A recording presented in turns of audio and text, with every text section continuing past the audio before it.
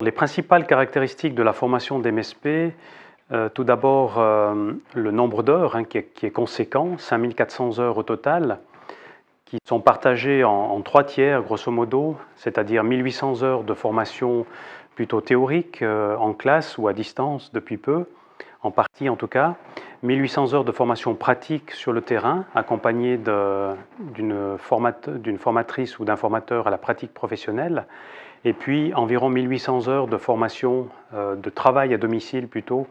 Donc c'est relativement copieux. Chez nous, nous avons 2 voies possibles.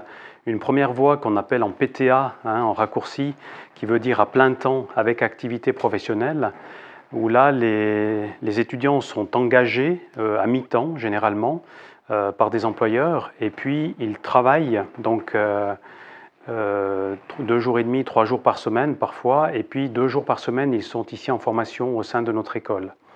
Et la deuxième voie possible, c'est en PTS, comme on le dit, donc à plein temps avec stage, où c'est exactement la même chose, en tout cas en ce qui concerne la filière ASP, c'est-à-dire que les étudiants sont dans la même classe, suivent exactement le même programme.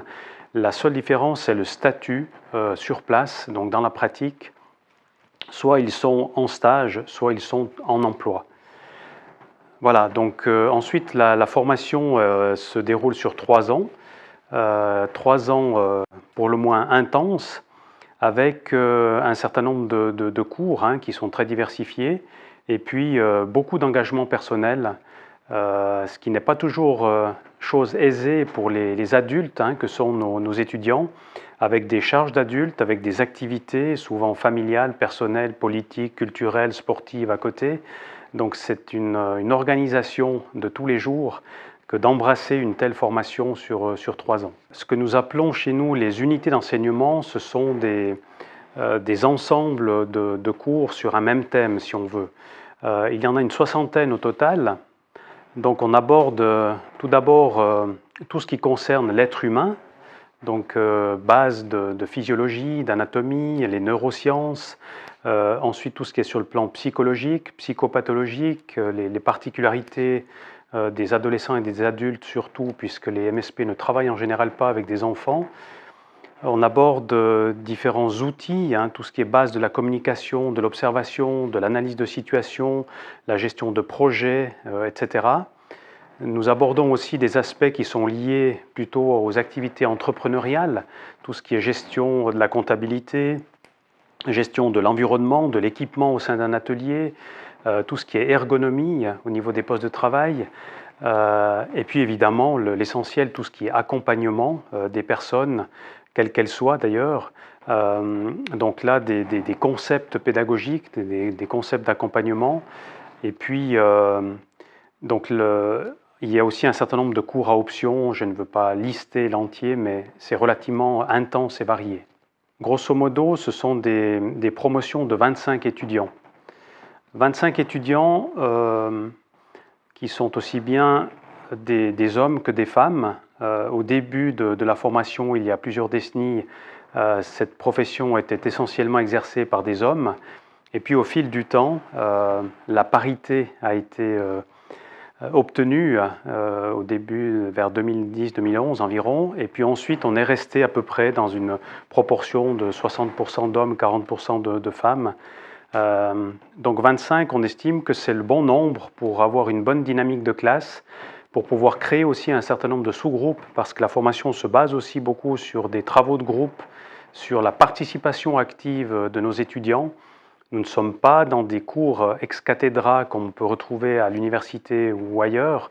Nous sommes vraiment dans des échanges d'expériences, de compétences entre les intervenants et les étudiants, puisque nos intervenants ne sont pas des académiciens, ce sont d'abord des spécialistes dans leur matière, spécialistes au niveau pratique, mais également avec une solide formation continue et qui sont à même de dispenser, de partager un certain nombre d'expériences et de connaissances, évidemment. Les coûts de la formation sont relativement faibles, puisque ce sont les cantons qui assument la grande partie de ces frais, frais qui se montent environ à 51 000 francs sur l'ensemble des 3 ans, donc 17 000 francs par année.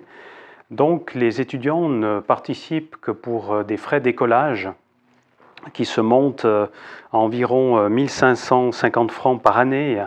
Donc sur les 3 ans, ça fait à peu près 4650 francs. Et puis après, ce sont les étudiants qui négocient avec leurs employeurs si ces derniers prennent en charge tout ou partie de ces frais. Je souligne un point important dans le cadre de cette formation. Il s'agit d'une formation dans le domaine social. Qui dit social dit relation, dit communication avec de nombreuses personnes, qui plus est en difficulté. Donc les étudiants qui débutent une formation dans ce domaine-là doivent s'attendre à travailler sur leur propre personnalité, ou dit différemment sur leurs compétences relationnelles, sociales, de manière à pouvoir adopter des attitudes, un langage, des comportements qui soient adéquats à l'égard de personnes en difficulté.